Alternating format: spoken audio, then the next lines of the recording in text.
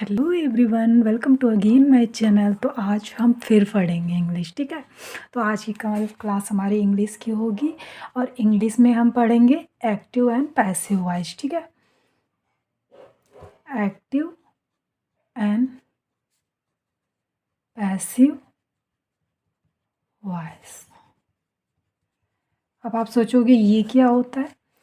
Active voice में ये होता है कि जब कोई सब्जेक्ट पे कोई एक्शन होता है, डन होता है, तो उसको बोलते हैं एक्टिव वॉइस। और अगर उसी एक्टिव वॉइस के जो ऑब्जेक्ट होता है उस पे जब एक्शन होता है तो उसे हम बोलते हैं passive voice.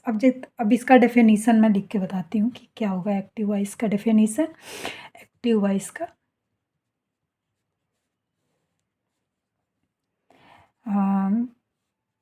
those forms of verb that shows the subject doing an action is called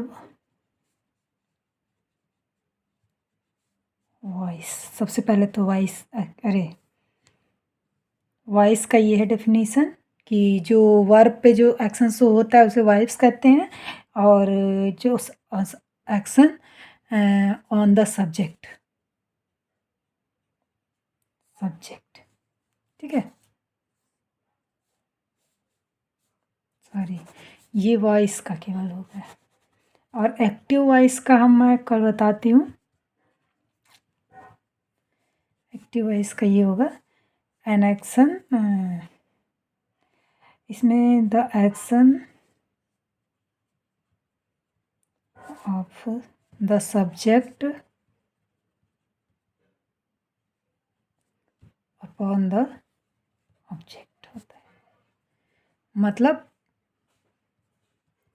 कि इसमें जो एक्शन जो होगा अगर ऑब्जेक्ट पे होगा, जो एक्शन ऑब्जेक्ट पे होता है सब्जेक्ट का, उसे ही बोलते हैं हम एक्टिव वॉइस। अब इसका ये फॉर्मूला होता है subject plus verb plus object.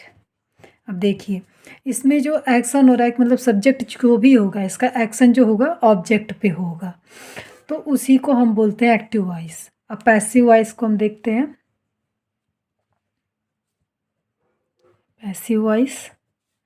Passive voice में ये है कि जो ये ऑब्जेक्ट पे जो है एक्शन, जो मतलब एक्टिव वॉइस का जो ऑब्जेक्ट होगा इस पे जो एक्शन होगा उसे पैसिव वॉइस बोल देंगे, ठीक है।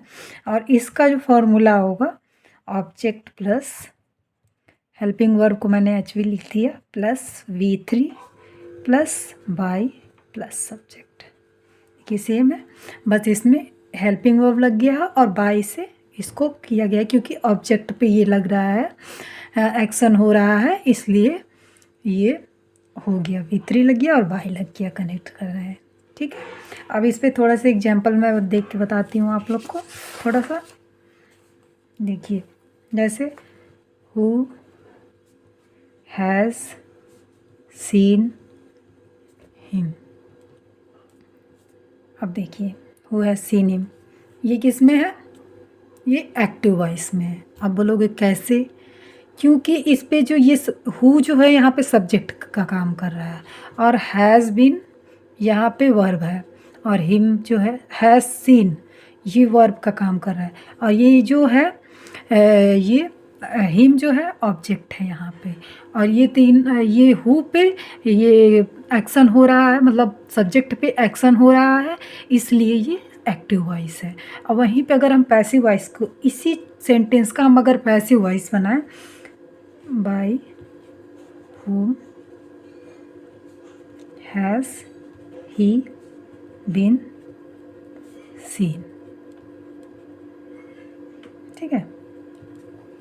देखिए इसका ये हो गया कि इसी सेंटेंस को बाय होम, मतलब बाय होम की, क्योंकि अब मुझे पैसिव वॉइस में जो सब्जेक्ट इसका है, इसका सब्जेक्ट हु है, और इसका ऑब्जेक्ट हिम है, तो हिम का मुझे करना है तो बाई ओम करेंगे तभी तो मतलब पैसिव वॉइस में कन्वर्ट करने के लिए इसको तभी तो होगा। हैज़ ही बीन सीन, ठीक है।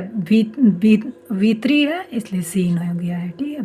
और अगर मैं बाई वाला आप लोग को दे रही हूँ तो बाई वाला को अगर ऐसे इसका देखते हैं, बाई वाले का एक मैं एग्जांपल आप लोग को पैसिव वॉइस में दूंगी। जैसे देखिए, your ulterior motive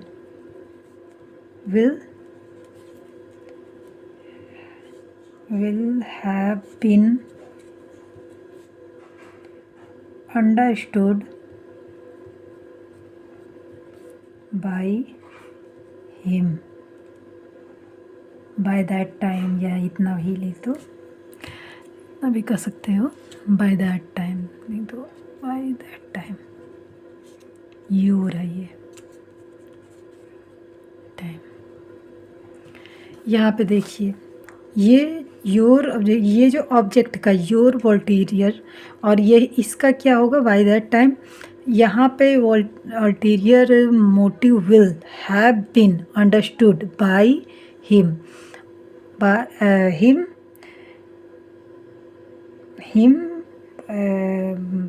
that your ulterior motive will have been understood by him by that time, ठीक है। तो यहाँ पे जो और योर अल्टीरियर मोटिव जो है यहाँ पे ये ऑब्जेक्ट का काम करेगा। विल हैव बीन कि ये हेल्पिंग वर्ब हो गया, अंडरस्टूड बाय हिम ये जो हो गया, अंडरस्टूड जो हो गया ये V3 में हम आ रहा है, और बाय हमारा ये हो गया और सब्जेक्ट हो गया bye that time, him by that time, ठीक है। ये पैसिव वॉइस में हो गया। कुछ ऐसे ही सारे होंगे। तो आपका एक्टिव और पैसिव वॉइस आज ख़त्म होता है। Thank you everyone.